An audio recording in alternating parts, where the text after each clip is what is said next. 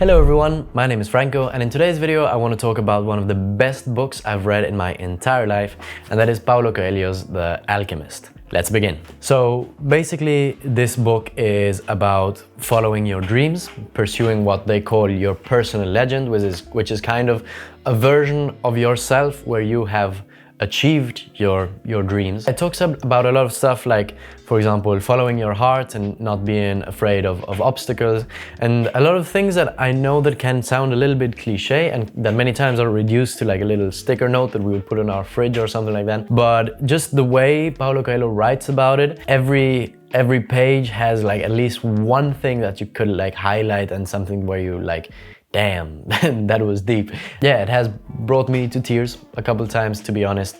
So yeah, it has helped me a lot in my life because I read it really recently. I read it in a period where I was finally doing what I wanted to do after a long time of not doing what I wanted to do. A lot of the things that they talk about here make sense, and they explained a lot of the things that I was feeling. So I'm gonna get a bit more deep into it a bit later, but for example, there's one thing that they talk about and it's about how the universe conspires to help us. And I know that might sound a little bit woo-woo, at least for me. I'm agnostic. I don't necessarily believe in the Christian God or the Muslim God or any particular God, but I do believe that there's something out there, and I have subjective personal reasons to believe that, and many of those reasons have been explained with this book. So again, I'll get into that a bit later. Obviously, I want you to read the book, so I won't explain the whole thing to you, but the basic idea is we're following the story of this Spanish guy called Santiago. He lives in Spain, obviously, and he's a shepherd, and he hears about a treasure that he wants to get. His personal legend becomes to get this treasure. From what he heard, it lies in the pyramids of Egypt. He travels through Egypt, and across the way he meets a lot of different people that teach him a lot of different lessons about life, including the famous Alchemist. And yeah, like every person represents kind of a different person that you might meet in your life. Every person has something to teach. So I'm not going to talk about everyone he meets, but I'm just going to talk about some of the main personalities. So the first person that Santiago meets is the king. So he still meets this person in Spain, and he is the person that actually pushes Santiago to go and to pursue his personal legend. So he's the one that first explains to Santiago what the personal legend is about, because Santiago is reading a book. The king sees the book and he says, I don't like the book, like all the books talk about the same thing basically. And Santiago is like, what? And he's like, it's about pursuing your personal legend. And then Santiago asks him what that means, and he explains what I've explained to you a little while ago. Every story at the end of the day is about someone pursuing his or her personal legend. That's what the hero's journey is all about, and that's what all of our lives in real life is about, or should be about. So main things about the king is that the king is contrasted with the gypsy. So before meeting the king, Santiago meets a gypsy who tells him about the pyramids of Egypt where he can find that treasure, but she tells him a lot of basic stuff. As a reward, she doesn't ask him for payment, she asks him to give her a 10% of whatever treasure he finds. Whereas the king asks him to give him like some of his sheep, basically. The main teaching here is that you can't promise something you don't still have. It's worth more sacrificing something that you have right now in the hopes of achieving something later than it is to promise something that you don't have. And that's one of the teachings we get from the king. That's why he ends up being more motivated to go to Egypt after selling the king or giving the king, I don't remember, some of his sheep, than he is to pursue it after meeting the gypsy and promising her 10% of his stuff. The other thing that the king does is he gives him 2 stones that are called Urim and Thummim. And the idea is that he will use these stones in moments of doubt, and that the stones will kind of guide him through his path. The only important moment that I want to mention with the stones is that at the end of the journey, Santiago asks the stones if he will achieve his personal legend. He has to kind of put the stones in his pocket and then grab, and then whichever one he grabs will tell him if it's a yes or a no. But when he puts it in his pocket, it turns out to be a hole in his pocket and the stones fall to the floor. So by this, Santiago learns that some questions are better to remain unanswered, especially when it comes to our personal legend. The uncertainty of the idea that we will or will not accomplish that specific goal is what makes it more interesting. Like if you knew that you were going to achieve your goal, how much more boring would it be? Or ironically, how many more chances would you have of not achieving it? Because if you know you're going to achieve it anyway, you're not going to do anything. But anyways, that's just a small tangent. So the next guy is, in my opinion, the most important character in the book, because he represents most of the people that we meet in our day-to-day life, and that is the crystal merchant. And his personal legend was to do a certain pilgrimage that Muslims have to do, or should do at least once in their life, which is very important to their religion. So he sets up a crystal shop where he starts selling crystals in the hopes that he will one day earn enough money to go on that pilgrimage. And it starts off very well, but eventually there starts being less tourists around that area, and he starts to sell less crystals, and he starts to make less and less money. And he describes that he even sees people crossing in front of him. He says that he even sees people crossing in front of him that are going on that pilgrimage that have little to no money. So he sees people that have less money than him that are actually doing the stuff that he said himself that he wanted to do. And he talks to Santiago about how he would work dreaming about his personal legend instead of actually pursuing it. So the thing is, Santiago starts working for him, and eventually, thanks to Santiago's enthusiasm, because Santiago is working towards his goal, so he has a lot of natural enthusiasm, and they describe that in a lot of detail in the book. The shop starts going very well, and the merchant finally makes enough money to go on that pilgrimage. So when that happens, Santiago asks him, "So are you gonna go?"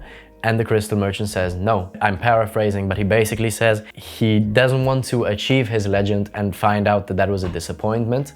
And he says, like, sometimes the dreaming of the dream is better than the dream itself, which from my point of view at least is really sad. Paulo Coelho tries to put it in a pretty empathic way with the crystal merchant, because at the end of the day, most people believe that is the life that most people follow, almost like word for word, instead of just replace crystal merchant with whatever job that person has, and just replace pilgrimage with whatever plan that person has, and it's basically the same story. And it has happened to me. For example, I've heard many people that talk about how they would like to travel, but they don't have enough money and stuff like that. And the truth is, I've been traveling for about 4 years with little to no money. It's just a matter of finding different ways to do it. Again, asking yourself, how can I do something, instead of if I can do something. So the last character of importance that Santiago meets is the famous Alchemist.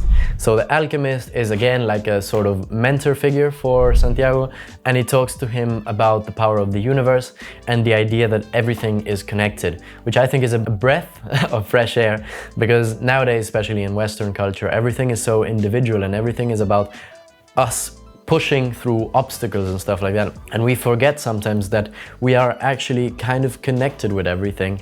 And you can see it in a spiritual way if you want, but you can just see it in a logical way. Like, you are nothing without your close network of friends, your family, without your home, without the water that gives you life, the food. You can see it spiritual if you want to, but you can also look at it literally. So the way that they describe this in the book is, the Alchemist takes Santiago to the desert, because they are at the desert, in the Sahara Desert at the moment. He leaves Santiago somewhere for him to meditate and kind of just look at the desert and try to understand it, and by looking at the desert, understand the universe. Because what the Alchemist says is that what you can see in one particular thing, you can see in everything. So like the ecosystem that we might find in our body cells or in a leaf or something like that is kind of echoing a larger ecosystem, and that larger ecosystem echoes an even larger ecosystem.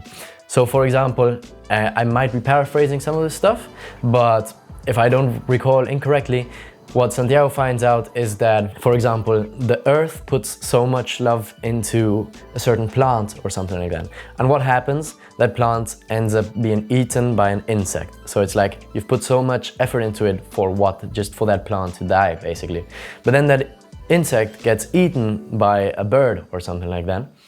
And then that bird eventually dies, and it turns into earth, like compost kind of, and it returns to the earth. Santiago can kind of see the circle, and he can kind of see like the circle of life. He can see the process and he can appreciate the process. So he talks to the earth, to the desert, and he says like, what you're doing here is beautiful, but the desert doesn't understand. So and he says, and nothing of what I do would be possible without the wind. Talk to the wind, maybe she can understand. So Santiago talks to the wind doesn't appreciate it either. And then the wind says, talk to the sun. So Santiago talks to the sun, and he talks about the beauty of the sun and how the sun gives life to everything and all of that. And all the sun can think about is how it's too far from the earth and too far from everything and how it's alone and blah, blah, blah. So then the sun says, talk to God. And then Santiago talks to God. And I think God is the first one that actually understands what Santiago is saying. What I interpret from this is that like we all have a little bit of God in us. There's something that makes us conscious, and it's kind of in a way saying that we are here to experience the universe in a sense. And I'm not saying we are the only ones. Again, I'm not Christian, so if there's like aliens or something like that are doing the same as us, hey, I don't know, can be. All I'm saying is that is kind of what it feels like our role is. And again, going back to the idea that everything is connected. I don't know if you heard about the story of the horse, but there's a story, I'm paraphrasing everything, but basically a story goes like someone has a farm and one day he finds two wild horses. No, he finds one wild horse, and he goes to town and everyone says, wow, you're so lucky you found a horse. And he says, I don't know if I'm lucky or not, we're about to see. And then the next day the horse runs away. And then the people in the town say, wow, you're so unlucky your horse ran away. And the person says, I don't know if I'm lucky or unlucky. That we're about to see. And then the next day, that horse comes back with another horse. And then everyone says, wow, you're so lucky that you got an extra horse. And he's again like, I don't know if I'm lucky or unlucky, we're about to see. Then the next day, his son is riding on the horse and he falls down and he gets injured. And then again they say, you're so unlucky, your son got injured. And then he says, I don't know if I'm lucky or unlucky, we're about to see. And then the next day, the military people come and they're about to enlist people to the army, but they can't enlist the son because the son is injured. So when people say, wow, you're so lucky, your son was injured, he can't go to the military. And he says, I don't know if I'm lucky or unlucky, we're about to see. And basically the moral of the story is that this could go on and on forever. So there's so many parts of your life that when you think about in the past, it's easy to see how that was like a learning experience, how that made you the person you are today, and it's easy to see it kind of in a positive way, but it's very hard to do that for the future or for the present moment. Just keeping this in mind, obviously it's not like you'll solve this from one day to another, but just keeping this in mind is a good way to kind of appreciate kind of new learning experience a little bit more and see them for what they are. Like sometimes something can be bad in a specific moment, but it's good for the greater good because it makes you who you are. And this goes for us, just as it goes for the ecosystem where we live in, just goes for the whole planet, just like it goes for the whole universe.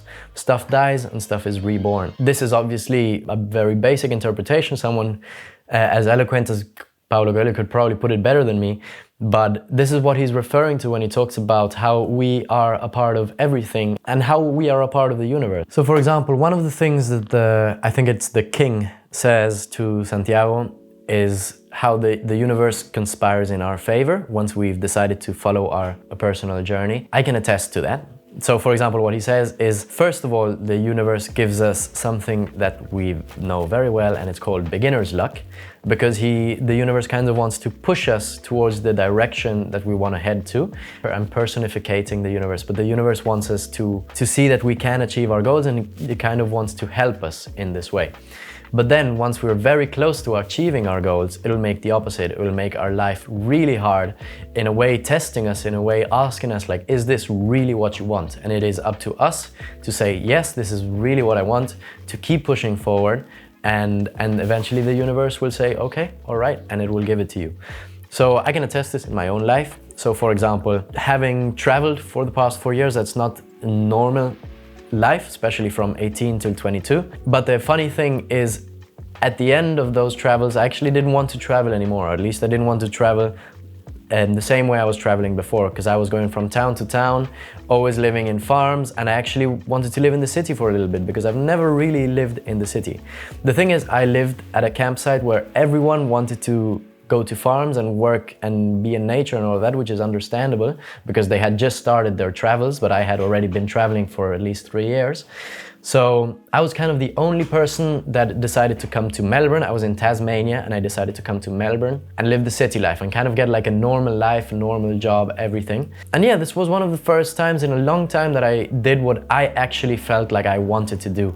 And I actually wanted some luxury because I've spent so much time in hostels, and in Tasmania I was in a campsite.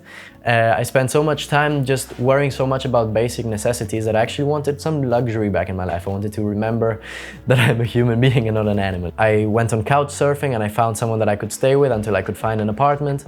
And when I finally reached that apartment, I opened the door and I was like, this is exactly what I wanted, because it was a beautiful apartment with huge windows pointing directly to the city. I could see all the buildings from afar. There was like a little river in front. It was a pretty rich area in Melbourne, but I was staying there for free. I was so happy, and now I see that as the universe kind of conspiring in my favor, giving me that beginner's luck. It was like you wanted a bit of luxury, you wanted to feel like a human being again, you wanted to live the city life. Here you go, you get exactly that. And then after that, I got my Uber job relatively easily. I found a house relatively quickly, and it was another beautiful house, and I'm living at the studio, which is a nice studio. So yeah, first it was that. But then contrasted to that was the part where I almost fulfilled, not my personal legend, because that's a lifelong goal, but at least like a small objective that I had in my life. And that was to move into this studio together with my girlfriend, the studio that I'm living in now. And that was actually really hard. I think that was the universe asking me like, is this really what you want? And I was absolutely certain that I wanted it, and here I am. But yeah, for example, she was living in a different place than me. I ended up having a big fight with my roomie, because she was going to move in with me to the same house, but I had a big fight with him.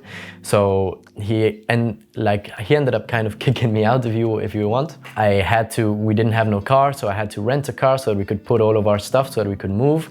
We didn't know where we were going to move, so we had to look for a place and find a place in like less than a week. In that moment, we didn't have enough money to pay for our first month of rent plus bond. So we had to ask for some money, and we had to wait, and we almost didn't get the money. And yeah, it was a pain in the ass basically, but we made it eventually. Another thing that this book talks about is omens, that you need to follow the omens. For example, when we moved into this apartment number is 7, which obviously is the number of luck. So yeah, we didn't feel very lucky at the beginning, but now I definitely feel pretty lucky. I have a beautiful life, I have a car, I have my studio, I have the cat sleeping down there, and I'm doing what I love to do. And another omen, for example, is that I used to have a wristband here that I bought with one of my best friends, Haruki, who I've been traveling with, and you might see him in previous videos. Obviously, my friendship with Haruki hasn't ended. I don't want it to end. He's my best bro, and I've had a lovely bromance with him. What I think it represented is the end of an era, because when I was traveling with Haruki, I was still in that backpacker mode. I was still living day to day, that sort of stuff. When that wristband broke, I saw that as the end of an era and the beginning of a new era. And the new era was to live with my girlfriend, to have my cat, to have like kind of a settled life, to kind of be able to build something, in this case my YouTube channel. And here I am doing exactly that. Like that wristband broke. 1 month later, my life had changed completely. So when stuff like that happens, it's hard for me to believe that there's not a higher power, or that there's not something else working on top of us that's kind of controlling all of this, because sometimes it's just too perfect, and you don't see it until you see it. It's very easy to dismiss this stuff, and it's very easy to say that there's just a logical explanation for everything. But once you read, this is not even the Bible, this is not even a religious book, but it is in a sense. The God is the universe in this case. When I read stuff like this, it resonates so much with real life that it's like, maybe there is something out there. All right, let me read to you now one page, which is my favorite page of the book. In this part of the book, Santiago is with the Alchemist. He found a girl that he fell in love with, and he's in an oasis in the middle of the desert, and he's about to stay in that oasis and give up his personal legend. So he asks the alchemist what would happen if he stayed. So it begins with, well, what if I decide to stay? And then the alchemist says, let me tell you what will happen. You'll be the counselor of the oasis. You'll have enough gold to buy many sheep and many camels. You'll marry Fatima, and you'll both be happy for a year. You'll learn to love the desert, and you'll get to know every one of the 50,000 palms. You'll watch them as they grow, demonstrating how the world is always changing. And you'll get better and better at understanding omens, because the desert is the best teacher there is. Sometime during the second year, you'll remember about the treasure.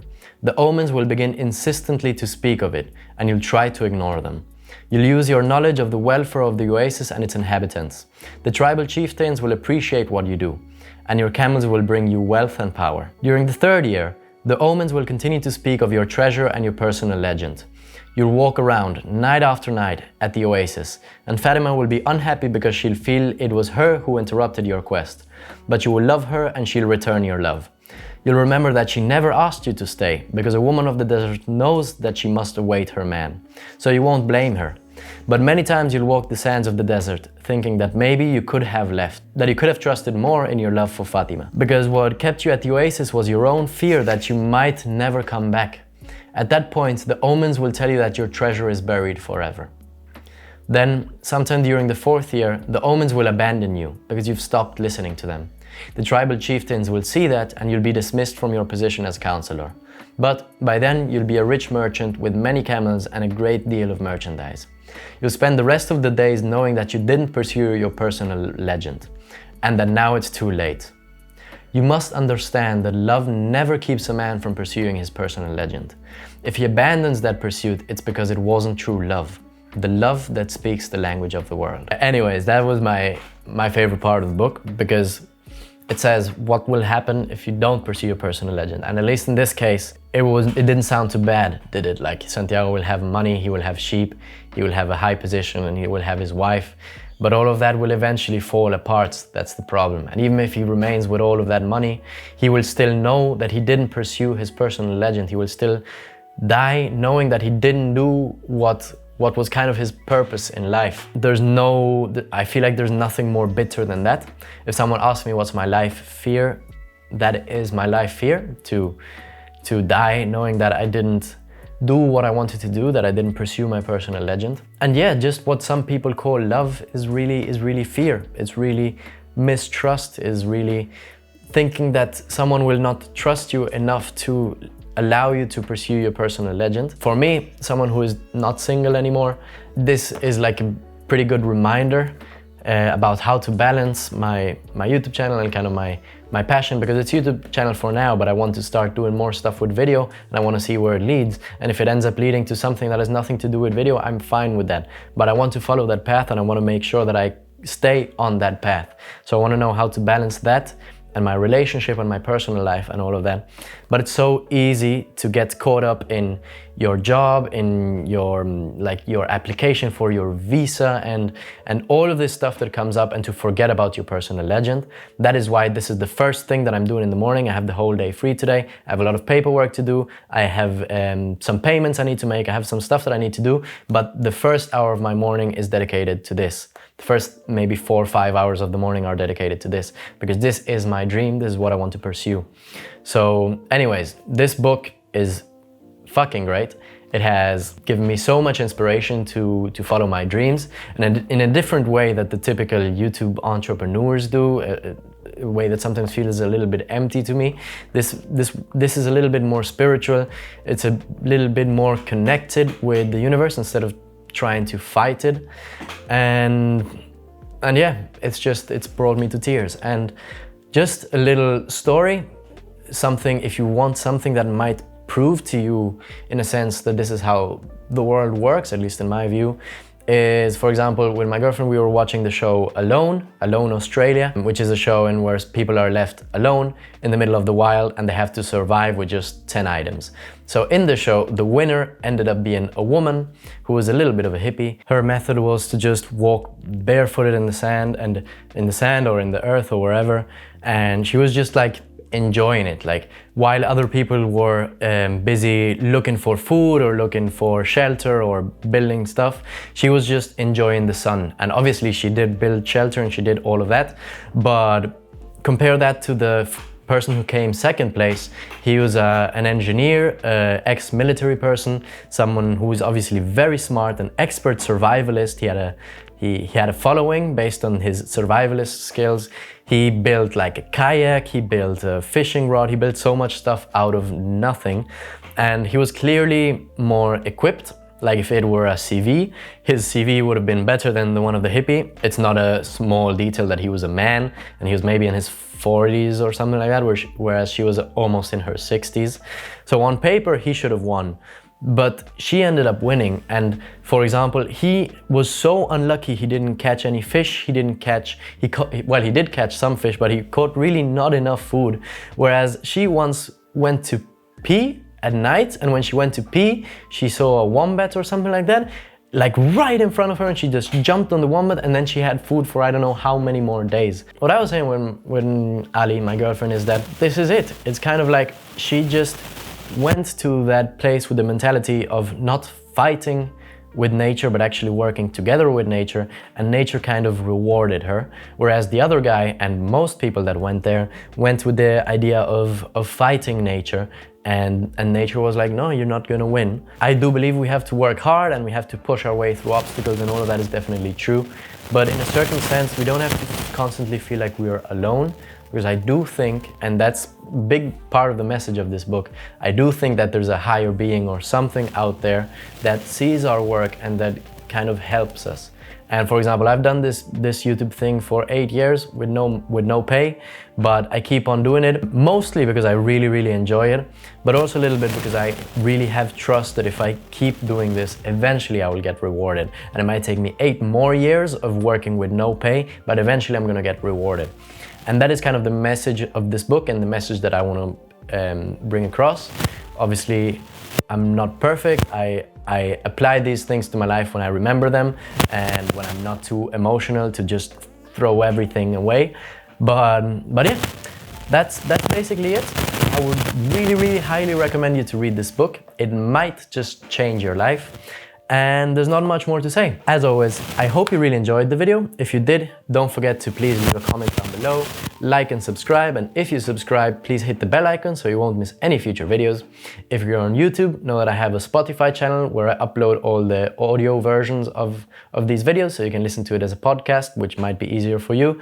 And if you're on Spotify, just know that I have a YouTube channel called Franco, where I just upload all of the videos about these topics, plus shorts and other video type content.